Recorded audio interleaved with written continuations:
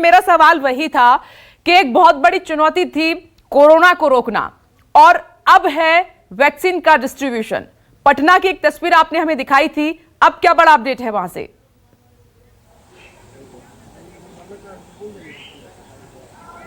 देखिए, कल पटना में पहली खेप पहुंची थी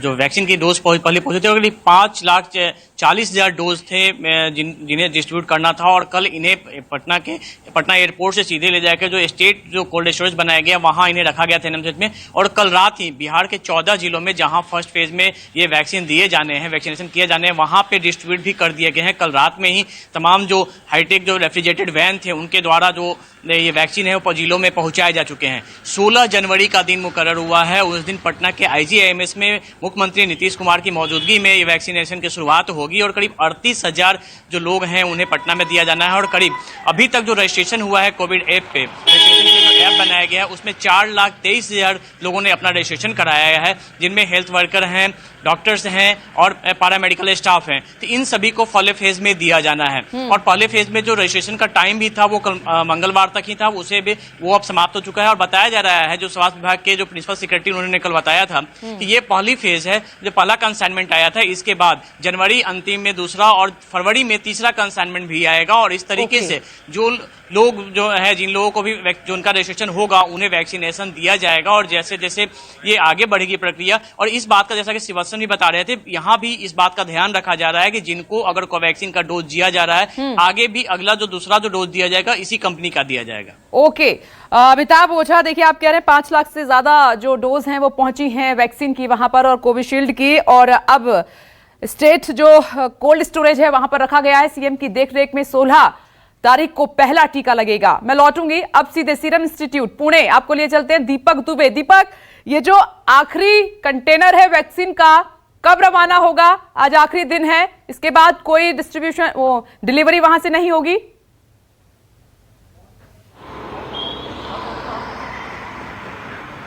जी, सीरम इंस्टीट्यूट के जो हमें सूत्र बता रहे हैं कि कुछ ही समय के बाद यहां से जो अन्य कंटेनर हैं देश के अलग अलग राज्यों में पहुंचाए जाएंगे। और आज वैक्सीन की सप्लाई की जो संख्या है उसे पूरा कर लिया जाएगा, क्योंकि कल देर रात को भी पुणे के कोल्ड स्टोरेज चेन से पूरे महाराष्ट्र भर में वैक्सीन सप्लाई किया जा चुका है। कल देर रात को 3 कंटेनर के जरिए मुंबई एयरपोर्ट से 27 अलग अलग देश के शहरों में सप्लाई किया जा चुका है। और सबसे महत्वपूर्ण बात आपको बता दूं कि जो एक वैक्सीन को लेकर अफवाहें थी उस पर आधार पूनावाला जो सीरम इंस्टीट्यूट के प्रमुख हैं, उन्होंने कल न्यूज़ 24 से बातचीत में कहा था कि अफवाह पर ध्यान देने की जरूरत नहीं है। देश और दुनिया में ये देखा गया है कि वैक्सीन किस तरह से हमें प्रिवेंट करता है, यानी कि ये जो वैक्सीन है ये हमारे लिए संजीवनी है और लोगों को अफवाह पर ध्यान देने की जरूरत नहीं है, ये सीरम इंस्टीट्यूट के प्रमुख ने कहा है। तो ऐसे में आज ये जो वैक्सीन का डिस्ट्रीब्यूशन है आज पूरी तरह से खत्म कर लिया जाएगा।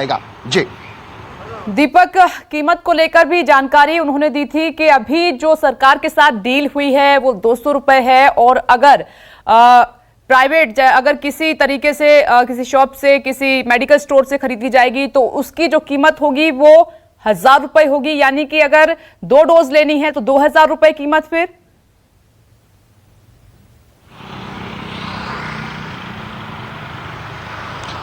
जी, आधार पूनावाला ने कल ये साफ कहा था कि ये जो वैक्सीन 1 करोड़ 10 लाख हम इस वक्त भारत सरकार को मुहैया करा रहे हैं, वो तमाम जो हेल्थ वर्कर हैं, जो फ्रंटलाइन वर्कर हैं और जो बुजुर्ग हैं, जो काफ़ी पीड़ित हैं, उनके लिए ये एक देश सेवा के नाम पर ये 200 रुपये में महज ये वैक्सीन को प्रोवाइड कर रहे हैं, जो विश्व की सबसे सस्ती वैक्सीन है ये सीरम इंस्टीट्यूट के द्वारा जो भारत सरकार को मुहैया कराई गई है। वहीं आने वाले समय में जब ये आम लोगों के लिए अस्पतालों के जरिए सीरम इंस्टीट्यूट प्रोवाइड करेगी तो उसकी कीमत जो है वो 1,000 रुपये होगी, क्योंकि ये लोगों के मन में लगातार ये शंका बनी हुई थी और लगातार ये बात लोग पूछने की कोशिश कर रहे थे, आखिर जब आम लोगों के लिए आएगी तो क्या उसका दाम होगा। तो न्यूज़ 24 से बातचीत में उन्होंने ये साफ कहा है कि इसकी कीमत जो है वो 1,000 रुपये रखी जाएगी, यानी कि जो आम लोग जब टीकाकरण करवाएंगे आने वाले कुछ महीनों में तो उनके लिए इसकी कीमत 1,000 होगी। वही सबसे महत्वपूर्ण जो अफवाह को लेकर लगातार कुछ संगठन थे जो लगातार ये सवाल खड़े कर रहे थे कि वैक्सीन में किसी जानवर की चर्बी होगी, वो लगाना उनके धर्म के खिलाफ होगा, तो उसको लेकर भी उन्होंने साफ कहा है कि कोई भी वैक्सीन सीरम इंस्टीट्यूट के द्वारा ऐसी नहीं बनाई जाती है जिसमें किसी भी जानवर के शरीर का अंग का इस्तेमाल हो या चर्बी का इस्तेमाल हो। ऐसे में अफवाह पर ध्यान देने की जरूरत नहीं है। जो भारत सरकार से जुड़े हुए तमाम जो स्वास्थ्य अधिकारी हैं उनके द्वारा इसे टेस्ट किया गया है और बाकायदा इसका अप्रूवल भारत सरकार से मिला है, जो अब आम लोगों के लिए कुछ समय के बाद आएगी। हालांकि अब 1 करोड़ 10 लाख जो वैक्सीन है भारत सरकार को मुहैया कराई जा रही है और वो हेल्थ जो वर्कर हैं वो फ्रंटलाइन वर्कर है, पुलिसकर्मी है, बीएमसी कर्मी है या अलग अलग जो कामों से जुड़े हुए लोग हैं उन्हें सबसे पहले दीपक, ये जानकारी आपने बहुत इंपॉर्टेंट दी है, क्योंकि ये लोगों को जानना होगा, अफवाहों से बचना होगा। ये एक बहुत बड़ी चुनौती है सरकार के लिए भी कि लोगों को बचाना है। कई ऐसी बातें हैं जो झूठ हैं, सच नहीं है, और न्यूज़ 24 सच्चाई आपके सामने रख रहा है। तो सबसे पहले प्राथमिकता में है जो फ्रंटलाइन वर्कर्स हैं, 3 करोड़ उनकी संख्या है, उनको ये वैक्सीन दी जाएगी। उसके बाद बाकी लोगों का नंबर आएगा। और अब सीधे आपको लिए चलते हैं एक बार फिर से जयपुर, और वहां पर केजे श्रीवत्सन हमारे साथ मौजूद हैं। केजे श्रीवत्सन, ठीक है, हम कोरोना से लड़ भी रहे हैं, वैक्सीन भी आ गई है, स्टोर भी किया जा रहा है, लेकिन जिस बात का जिक्र दीपक दुबे ने किया है वो भी सरकार के सामने एक बहुत बड़ी चुनौती है। ये तमाम तरह की अफवाहें से बचना होगा ताकि लोग पहुंचे, प्राथमिकता के साथ पहुंचे और कोरोना के मारने के लिए वैक्सीन लें। क्योंकि अभी कई ऐसे ग्रामीण इलाके हैं, दूरदराज के इलाके हैं, वहां तो लोग मानते ही नहीं है कि कोरोना है। मैं खुद गई हूं गांव में, लोगों की जुबानी मैंने सुना है। तो इन चुनौतियों से भी पार पाना होगा सरकार को। जी बिल्कुल, देखिए इस तरह की तमाम चुनौतियों से पार करना पड़ेगा सरकार को। और सबसे बड़ी बात है, राजस्थान की अगर भौगोलिक स्थिति की बात करें तो यहाँ पर एक बड़ा एरिया डेजर्ट का है, यानी कि 4 जिले ऐसे बड़े हैं जहाँ पर कि पूरा रेगिस्तानी इलाका है, वहाँ पर घर दूर दूर हैं। उन ढानियों तक भी, ढानियों में रहने वाले लोगों तक भी इसे पहुँचाना सबसे बड़ी चुनौती है। और यही कारण है कि जहाँ तक अफवाहों की बात है, राजस्थान सरकार ने एक स्पेशल टीम भी बना दी है जो इससे जुड़ी तमाम अफवाहों पर पूरी तरह साइबर सेल के साथ मिलकर काम करेगी। और जो भी इस वैक्सीन को लेकर अफवाह फैलाता है या झूठी खबर बाजार में प्रसारित करता नजर आएगा लोगों के बीच में, तत्काल उसके खिलाफ कार्रवाई होगी। तो एक टीम बना दी है। लेकिन सबसे बड़ी बात है कि अभी तक सूबे के स्वास्थ्य मंत्री वीडियो कॉन्फ्रेंसिंग के जरिए ही अधिकारियों से इस पूरे मामले पर जानकारी ले रहे हैं। वे खुद अभी तक किसी भी वैक्सीन सेंटर पर नहीं गए।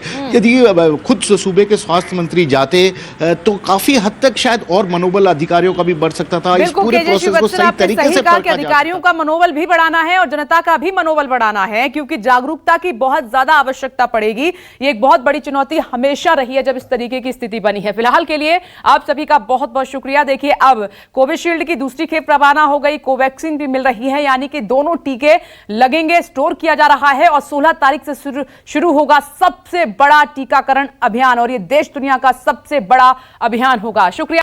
नमस्कार, मैं हूं मानक गुप्ता। अगर आपको हमारा ये वीडियो पसंद आया हो तो इसे लाइक और शेयर जरूर करें, और हाँ, हमें सब्सक्राइब और फॉलो करना ना भूलें ताकि आप देश और दुनिया की कोई खबर मिस ना करें। तो जुड़े रहिए हमारे साथ और देखते रहिए न्यूज़ 24।